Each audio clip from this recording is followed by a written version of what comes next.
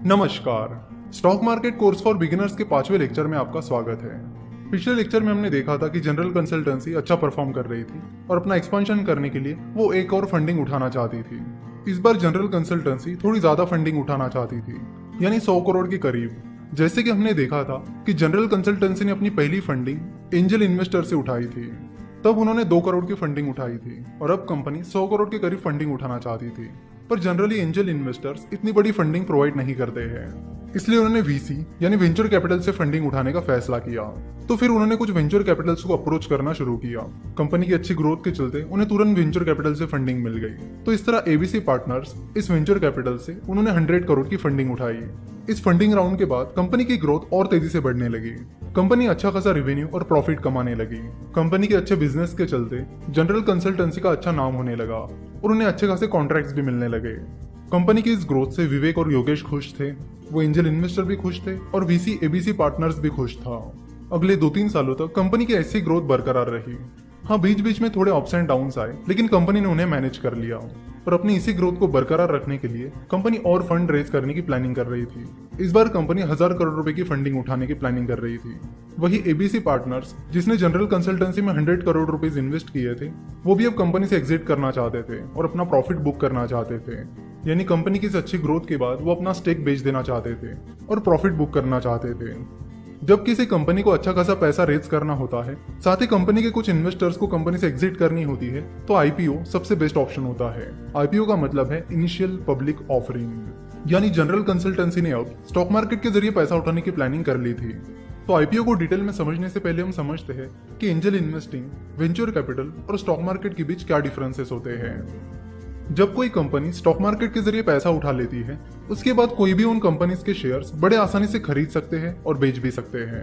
वही अगर आप एंजल इन्वेस्टर हो और किसी स्टार्टअप में इन्वेस्ट करने की प्लानिंग कर रहे हो, तो किसी स्टार्टअप के शेयर्स खरीदना या उन शेयर्स को बेचना आसान नहीं होता है। एंजल इन्वेस्टिंग में या तो कंपनी को एंजल इन्वेस्टर्स को अप्रोच करना होता है या फिर एंजल इन्वेस्टर को कंपनी को अप्रोच करना होता है। और मान लो किसी एंजल इन्वेस्टर ने किसी स्टार्टअप में इन्वेस्टमेंट कर ली है, तो उन शेयर्स को बेचना आसान नहीं होता है। आपको किसी और इन्वेस्टर्स को ढूंढना होता है।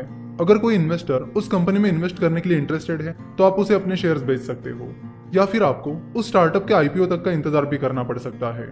जनरली एंजल इन्वेस्टर्स और वेंचर कैपिटल जब उस कंपनी का आईपीओ आता है जिसमें उन्होंने इन्वेस्ट किया है, तब उस कंपनी से एग्जिट लेना प्रेफर करते हैं।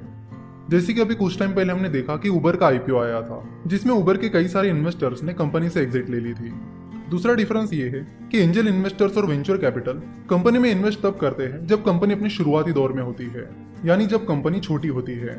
तो जब कंपनी छोटी होती है, तब कंपनी के पास ग्रोथ अपॉर्चुनिटीज काफी ज्यादा होती है, ग्रोथ की स्पीड भी ज्यादा होती है, but at the same time company fail होने के चांसेस भी बहुत ज्यादा होते हैं। तो अगर किसी एंजल इन्वेस्टर या वेंचर कैपिटल की इन्वेस्टमेंट सक्सेसफुल हो जाती है, तो वो उन्हें बहुत अच्छे रिटर्न देती है। वही जब कंपनी स्टॉक मार्केट में आ जाती है, तब तक कंपनी एक बड़े लेवल पर पहुंच चुकी होती है, जहां से बहुत ही कम कंपनीज एक्सपोनेंशियल ग्रोथ दिखाती है। यानी वहां से कंपनी जनरली उतनी तेजी से नहीं बढ़ पाती जितनी शुरुआती दौर में बढ़ पाती है। But at the same time जब तक कंपनी स्टॉक एक्सचेंज पर लिस्ट हो जाती है, तब तक कंपनी एक वेल सेटल्ड कंपनी बन जाती है, जहां से कंपनी के फेल होने के चांसेस कंपैरेटिवली कम हो जाते हैं, यानी कंपनी के शुरुआती दौर के मुकाबले कम हो जाते हैं। तो चाहे एंजल इन्वेस्टिंग हो, वेंचर कैपिटल फंडिंग हो या स्टॉक मार्केट हो, ये सारी इक्विटी फंडिंग के तरीके हैं। सो अगर आप एज एन एंजल इन्वेस्टर किसी स्टार्टअप में इन्वेस्ट करते हो या फिर स्टॉक मार्केट के जरिए किसी कंपनी के शेयर्स खरीदते हो, तो उसका मतलब है कि आप उस कंपनी को अपने पैसे देते हो और उसके बदले में कंपनी आपको कंपनी में भागीदारी देती है, यानी ओनरशिप देती है। तो यहाँ से आगे हम आईपीओ प्रोसेस को पूरी तरह से समझेंगे, साथ ही स्टॉक मार्केट को समझना यहाँ से हम शुरू कर देंगे। इसी स्टोरी को कंटिन्यू करके अगले लेक्चर में हम स्टॉक मार्केट के बारे में डिटेल में समझेंगे।